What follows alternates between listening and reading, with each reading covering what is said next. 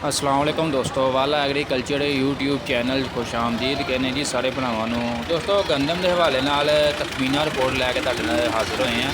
बाकी काफ़ी दोस्त कह रहे जी गंदम के अगे की मुस्तकबिल रेट कदों तक वधेगा, असीं कदों तक गंदम स्टाक वगैरह करके रखिए। जिस तरह कि मैं तुहानूं पहलां भी दस्सिया सी, तकरीबन जिहड़ा 60 ਤੋਂ 70% जिहड़ा ना गंदम स्टाक कीती है ज़मींदारां ने। बाकी जे हुकूमत वाले, क्योंकि हुकूमत के खजाने जो कोई कमी आएगी तो फिर ही वो वेखणगे ना ज़मींदार वाल भी रेट थोड़ा जिहा वधा के ना कढवाइए।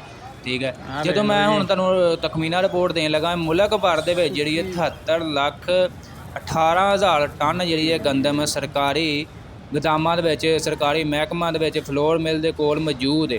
तो उन्होंने कोई ऐसी लोड़ नहीं पैनी भी जिमींदार के हथों मैं मतलब मजीद रेट वधा के इन्हों को लीए, क्योंकि उन्होंने अगे ढिड भरे ने।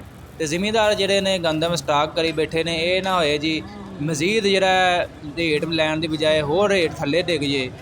अगर गंदम की एक्सपोर्ट वगैरह शुरू कर देंगे ना, ये आखिरी हल है। अगर एक्सपोर्ट शुरू करते हैं गंदम की तो फिर गंदम का जोड़ा मुस्तकबिल जोड़ा रोशन हो सकता है।